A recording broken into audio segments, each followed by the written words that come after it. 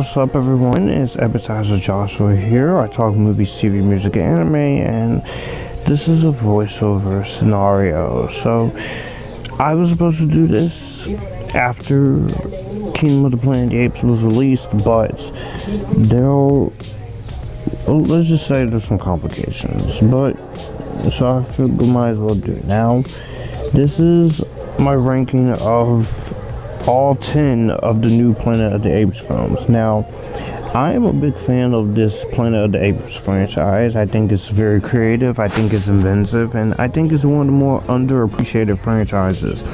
Coming from just something that was based on a French novel by Pierre Bourrellet that spawned a massive film franchise with movies, games, and shows, and a lot of iconic popular culture. It's a miracle that this franchise has still had great relevance with stories and themes of power, and then apes versus humans, and which is the better species, and how all that plays into it. And it's a miracle that this franchise has reached 10 movies into the series, with a lot more going soon. So this is going to be my ranking. I thought about this hard and quickly over the past few months, even though I was supposed to do this in the past couple months, but I just couldn't. So here we have all 10 movies from the worst to the best. This is going to be my personal list, so if you disagree with the choice, please do not get angry. And with that being said, the worst one, we're going to kick this off with Beneath the Planet of the Apes at number 10. I have gone on record multiple times that I cannot stand this movie. This is clearly the worst of the Planet of the Apes movies for sure. Oh, a freaking disappointment. How the hell do you go from such an iconic masterpiece of a first film to whatever the hell this was? I will never know. This is just fucking... What the fuck is this? What the hell is this? I genuinely do not understand how the hell this happened. Like, the first movie set the groundwork pretty well, and with the ending that you have with the iconic New York scene, you would think that they could cook up something interesting for a sequel. What did they do? Because Charlton Heston did not want to come back and do this, and he only did it for the money and gave it to charity, you bring him in here for a few minutes only just to kill him off, which genuinely pisses me off. As a fan of that first film, as a fan of that character, you have this new character who admittedly does the best he can, but he is no Charlton Heston. The premise and the way that they choose to talk about what is beneath this planet is fucking dumb. The writing is lame, the direction is fine, but it's not as good as the direction in the first movie. And the worst part of this thing, it is so damn boring. I was sitting here bored out of my mind watching this movie, which I should not be bored watching a movie like Planet of the Apes or something. But this did it, and for the entirety of this film, I sat there bored, I was freaking angered, I was annoyed with my rewatch of this. I was looking forward to rewatching this because when I reviewed this at first, I hated this, and I wanted to see if it would grow on me. And while I appreciate a lot of things in this movie a lot more, such as the filmmaking, I can give credit to that, the makeup, some of the interesting moments here. Beyond that, Beneath the Planet of the Apes, this is a rather lazy and boring film that, unfortunately, as a fan, even if I do put this in my collection, which I have to because it's Planet of the Apes, it just does not do much for me. And it hurts me saying that because I really did try on my rewatch to give this a fair shake, but this movie just bores the ever-loving shit out of me, and to the point where I'm literally angered I have to rewatch this. I don't want to talk about this one anymore. I just want to go on to the rest of this ranking, because if I talk about this anymore, I'm going to be raising my blood pressure up. And I'm trying to do this in a more calm, enthusiastic way. But if you want to see my full thoughts on this, just search on Epictastic Joshua, Planet of the Apes review series. You'll find it there. Go screw yourself. Hell are you? No! No! No! No mercy! Hell no. Loser! You're a loser! Are you feeling sorry for yourself? Well, you should be, because you are dirt! You make me sick, you big baby! Baby want a bottle? A big dirt bottle? In number 9 is Battle for the Planet of the Apes. Now, this is still not one of the best Planet of the Apes movies, but I will say in terms of this and Beneath the Planet of the Apes, this is a huge dip in quality. This one, okay, it still has the same amount of problems, of course. You can definitely see where the budget is kind of starting to go thin in terms of the effects and the practical makeup. You can tell where things are about to start to really go take a nosedive, and definitely is very underwhelming for a final film in this original Ape series, especially with Roddy McDowell. But I will say here, in terms of this, I will say this is the best one here, man. I will say here, it's entertaining enough, and there are some things here that is just flat out commendable. Some of the performances and some of the direction and the little bit of action you do get here is at least competent. So that's one of the things why I don't hate the movie as much. I will say, I do think some people take their hatred a little bit too far with this one.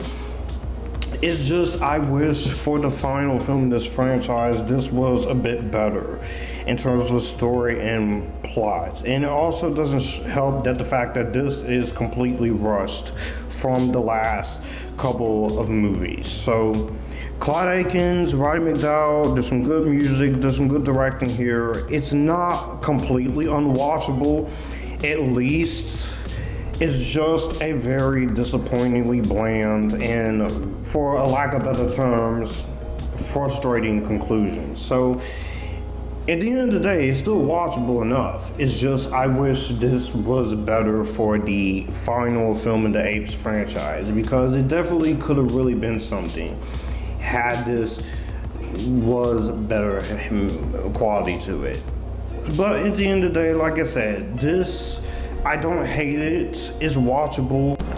Number 8, oh, the Tim Burton Planet of the Apes. Let me tell you something, man. Rewatching this one, I was so complicated on it, because when I first watched this in 2012, and this was one of the first Planet of the Apes movies I saw, I actually really liked this one. I thought it was better than the original at the time.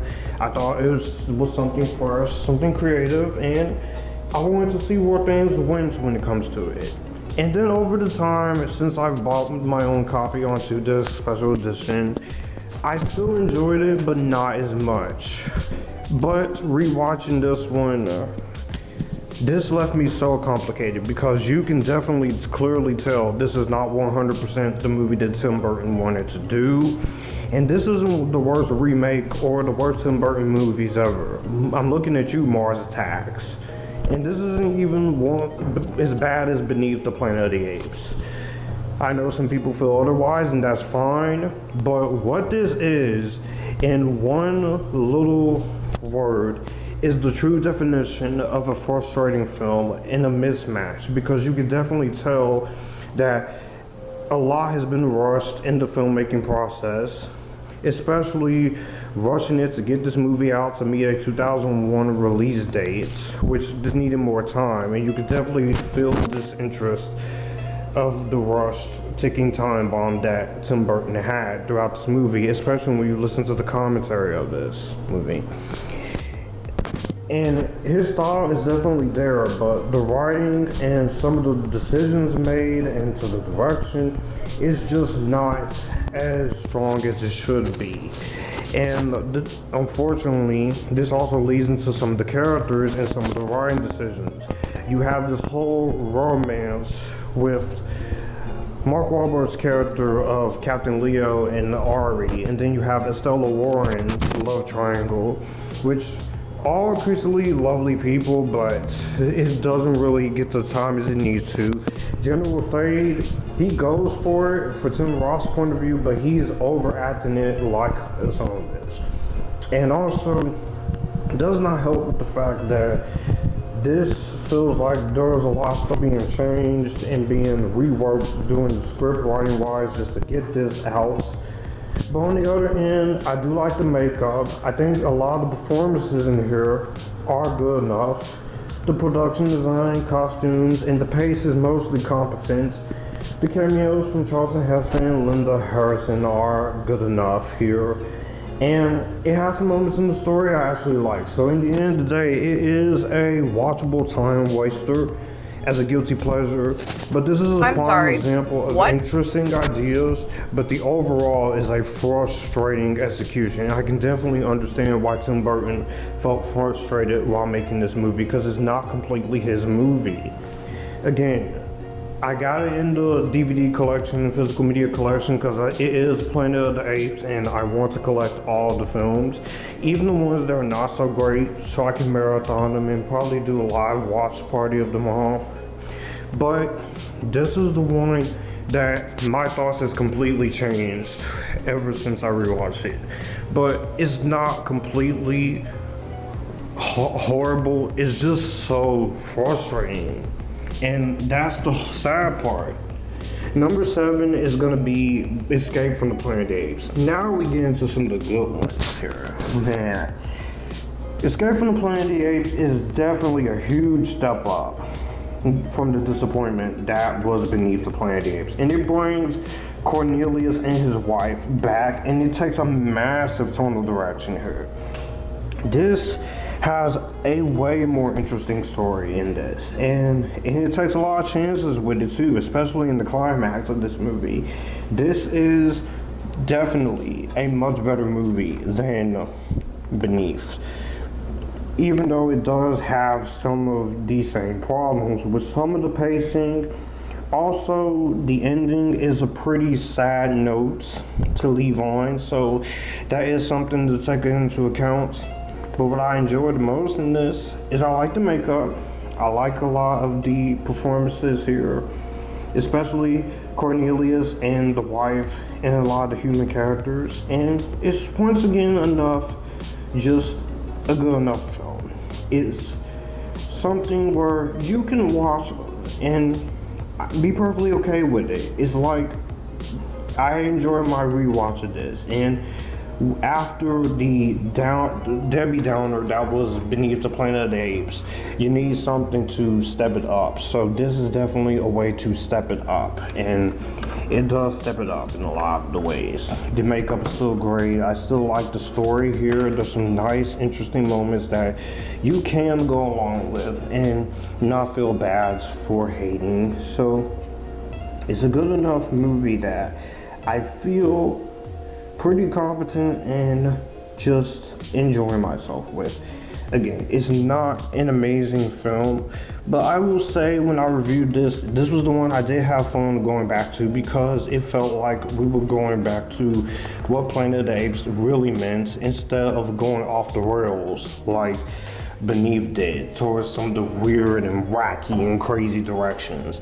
Again, it's perfect. It has issues, but you know what? I have to say, for this one, I gotta admit, this is a huge step up. And for this one, I can watch it. It's entertaining, and it doesn't piss me off as much. So, I definitely can watch this little adventure.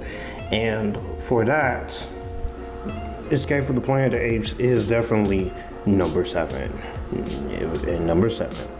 Number 6 is gonna be War for the Planet of the Apes. Man, I did not re-review this one, but I'll say this. This was just a hard one to go back and rewatch because, like I said, it's great. It's a damn great entry into the franchise. And coming off of Rise and Dawn of the Planet of the Apes, you could tell that Matt Reeves was gonna bring this trilogy full on home. But goddamn, the emotional gut punch that this movie wants to take you on for its 2 hours and 21-minute runtime, especially with dealing with the things of Caesar not wanting to be a killer. Is he going into the very thing that he says he's not? The idea of him having to fight back against what has been taken from him, but also dealing with a great story about Caesar having to deal with his own personal problems. I think this is just an incredible sequel, and it's a great capper off to the Caesar era. Again, like I said, it's not heavily action-packed, but the action you do get here, I think, is well shot. Matt Reeves he goes for it. Matt Reeves, he just said, this is the last movie I'm directing, and this is the last movie in the trilogy of Caesar films. Let's go out with a bang. And this just takes you through the emotional gut punch. But it does have a nice little happy ending, knowing that Caesar, he's not a bad guy. And I like that part. So, in a lot of ways, this movie does have its great moments. The cinematography is beautiful. The music is gut-punchingly amazing. I love the performances, especially Andy Serkis, who he should have been at least considered for a nomination for this. I love the rest of the cast. Steve Zahn is great. I loved everything about it. So this is just another good one in the series from the newer films. It's great. Definitely a masterclass of a conclusion of a trilogy. Number 5 is gonna be the recent one, Kingdom of the Planet of the Apes. And this had a very difficult task to go through because easily they could have screwed this up and just not stuck to what worked about the first 3 movies, but I was one of those people who was interested. I wanted to see what they could do after the Caesar era. And having now seen it, for the one time I have seen it, I thought this was good. It was very strong enough for a continuing chapter in the conclusion of the older films of Caesar, and finds itself being just as good when it comes to this continuing this franchise. So I really enjoyed a lot of what they can do. It's a nice continuation of what we left off for, but I think what this one has to offer, taking place 300 years after War of the Apes, and what if they take the teachings of Caesar and someone is misusing it? I actually really like that story. For 2 hours and 25 minutes, I will say it does take a while for stuff to kick into high gear, but as you sit with it with the new character of Noah, it's once again a really well done film. And I like some of the other actors, like Freya May. I thought she holds her own quite well. I also really liked a lot of the other characters here, like William H. Macy and Kevin Durant's villain character, Proximus Caesar. Even though I wanted more of him in the movie, to be honest, I will say that's one of my only really downfalls here, is I wanted more of him. But the filmmaking is still great. The effects still look good because they keep the budgets in check. They don't overdo it. I like a lot of the action for when it's there. It's a directed well movie by Wes Ball, and in the end of the day, it's still another wonderful successor to the Caesar era of films. So for the 10th movie in, Kingdom of the Planet of the Apes does solidify its existence, and for me personally, I do like a lot of this movie. And I will leave off Kingdom of the Planet of the Apes with this iconic line from this movie that's already memeable. But Kingdom of the Planet of the Apes is a great series and a very strong new film in the franchise. What a wonderful day!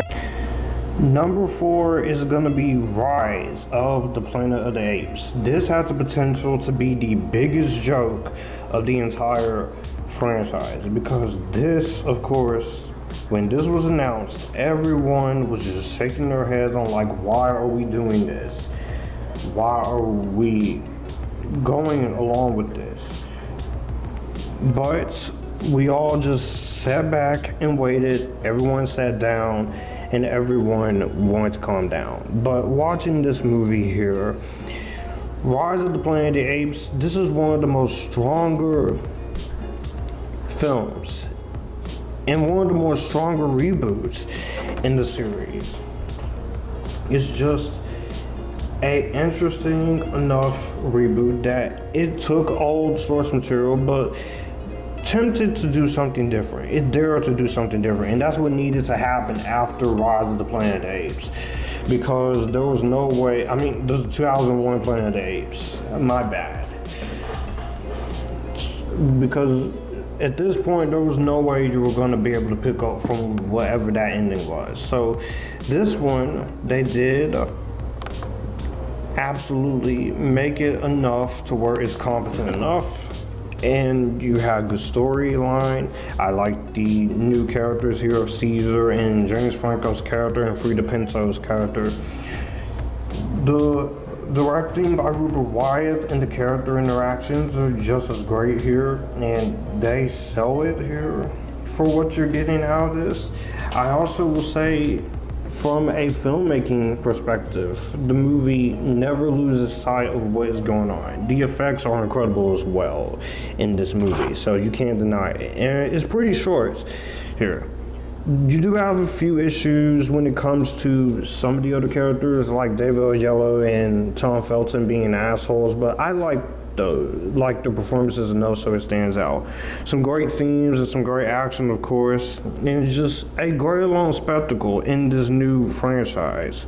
So the fact that this was able to come along and show us something different with the Planet of the Apes series, it is an accomplishment and one of the better movies of 2011 that will lead to a great new franchise. And I'm very happy this did as well as it did, because it's actually very amazing. And also, you cannot talk about this movie and not mention the infamous scene that is going to be brought up here in the next couple of seconds. So to wrap it up, Rise of the Planet of the Apes is a fantastic reboot and a well done reboot done right. While it is slow paced in the first act and two hateable characters and things setting up, it is a worthy reboot that takes the franchise in a new direction thanks to everything I just mentioned, and it is definitely for the better of it. This is an empowering adventure, so I really quite enjoyed this one a lot. Even on my rewatch and reviewing it, this was a lot of fun to go back and have fun with. So definitely this is going to be number 4, and I'm just very excited and very happy talking about this one, because this is how you do a reboot, and it's overall a very strong reboot, and it makes its mark on it. And again, I'm gonna mention the scene as it plays in the next couple of minutes, but this is just a pure example of expecting the unexpected, and when you do that, you get great results for it. So Rise of the Planet of the Apes, I am forever grateful for it, and it works along as a reboot. I told you I was gonna let that scene play, but this was great. Rise of the Planet of the Apes is definitely worthy in this place. Coming in third place is going to be Conquest of the Planet of the Apes. This is the best of the sequels of the original film, because this one actually takes a lot of interest in this interesting part. Now, of course, The direction and the writing and the fascinating themes, and this one being the most intense, is what makes it the most interesting of it. But I think this movie is very effective despite its short runtime, and you have a great speech by Roddy McDowall's character, and it's one of the more epic parts in this series.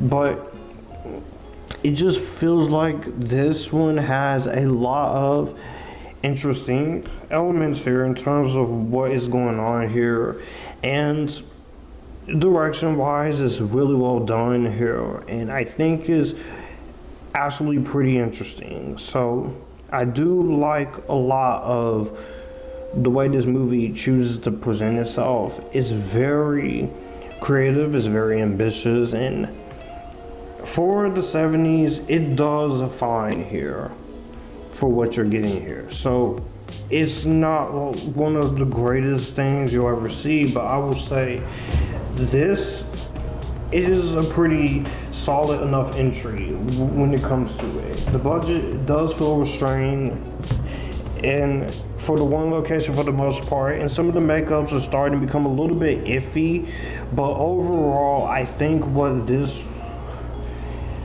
tries to do, I respect it, and I have to give it a lot of respect for what it's trying to do. Again, it's a good enough film, but I think what this one goes for is still one of my favorites I do enjoy. So there you are in there, guys. So in the runner-up of this little ranking, we're at number 2 now. So it's gonna be the original Planet of the Apes. What more have I said about this one than I have not said in my older review or my newer review of this, or in the past rankings? There are some restrictions with some of the makeup and some goofy moments, but the original Planet of the Apes, the original B-movie classic, it still is groundbreaking, masterful, and as relevant as it was all those years ago when we were first introduced to the world of the franchise. You have a compelling narrative that does get the job done, and it is committed to it. And so without this first movie and the commentaries and the themes that are tackled on here, you wouldn't have this iconic film franchise that has wildly found its footing. Through the ups and downs and through the multiple different versions of this, it's a miracle that many years later, this 68 original classic still is relevant and one of the most classic films of the time. It's been parodied, it's been made fun of, from Spaceballs to The Simpsons. It's just, this original Planet of the Apes does stick out in its direction and its accomplishments. Franklin J. Schaffner does a good job directing, does some great effects work, does some great costumes and production design. Jerry Goldsmith's score is definitely eerie, but it's effective and iconic. And every performance in this is great, from Roddy McDowall to the late Charlton Heston to a lot of the other great actors in this. It's a miracle that this worked as well as it did for the 60s, and if it didn't work as it did for 1968, I don't think I would be talking about any of these movies now. Of course, it is kind of an interesting premise, and it is something that we've seen before, but it's just, this original Planet of the Apes still sticks out.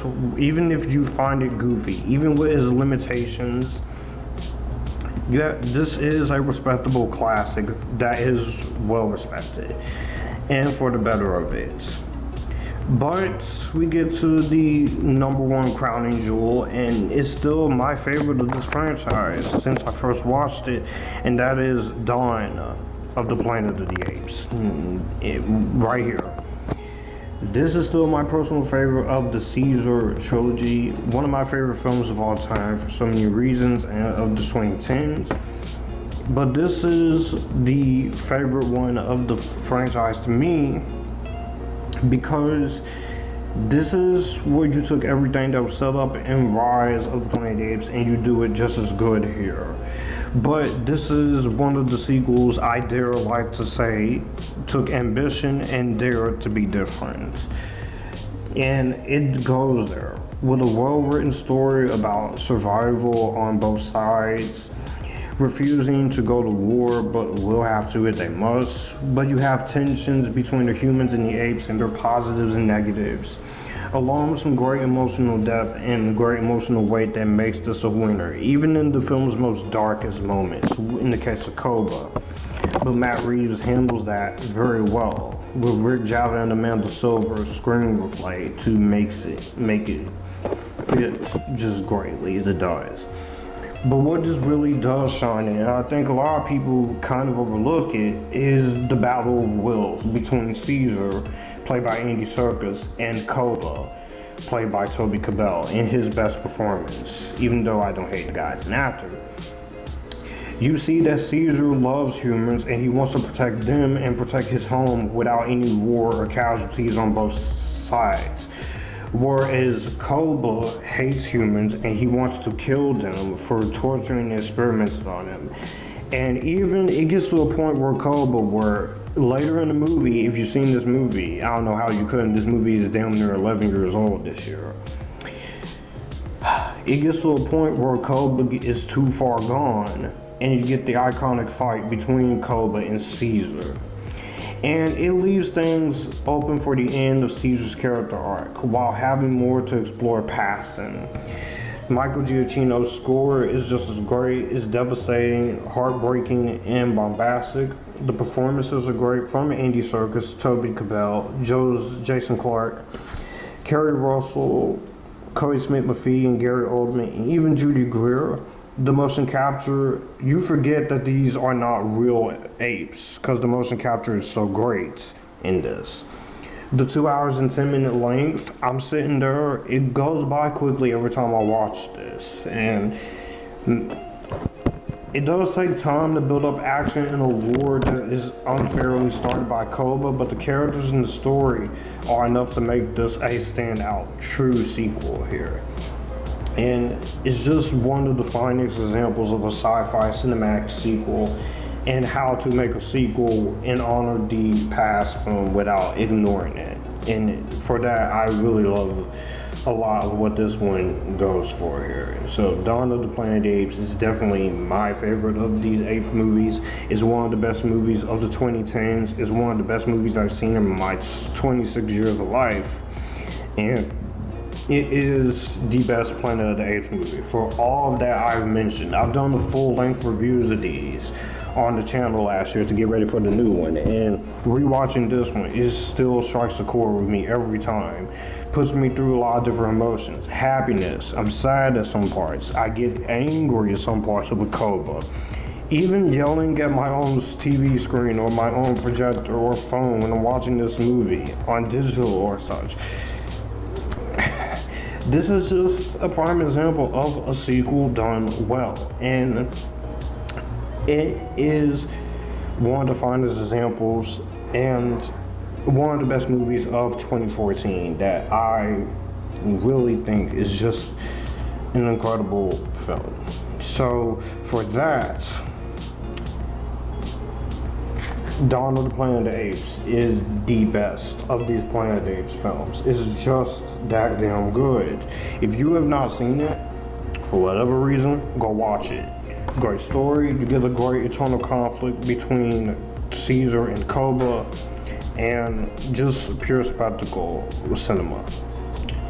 And that's gonna do it for this updated ranking of the Planet of the Apes franchise. We will have another Planet of the Apes movie at some point because they plan to do at least a 9-film rebooted series, so I'm expecting the next one to come soon. But this franchise has its up and downs, but I still love this franchise a lot for the most part. It is one of the more underrated franchises out there with great characters, great stories to tell, great relevancy, and it just overall makes it a worthy, successive, amazing film.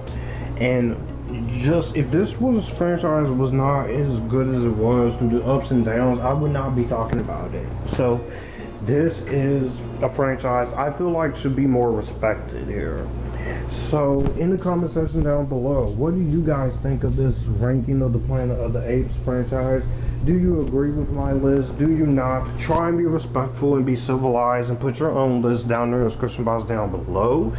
I will enjoy reading your thoughts. All of my reviews of these movies, I will put them in the description box down below, and there will be a playlist by the end of the video. So by all that being said, that's gonna do it for you today when it comes to this. So ultimately, thank you for watching and listening to this little discussion on this franchise. I know there's 10 movies in the series, but let's just talk about the good, the bad, and in between of this franchise. And always remember, apes together are strong. Well, that's gonna do it for the video that you just watched. If you want to see more, my channel icon is up here. If you want to see more content from me, all my social medias are right here in this end card. I will also leave a playlist and a video here for you to see what the channel is about. As always, acknowledge me, stay Epictastic, join the Epictasticness, and you guys keep it cool.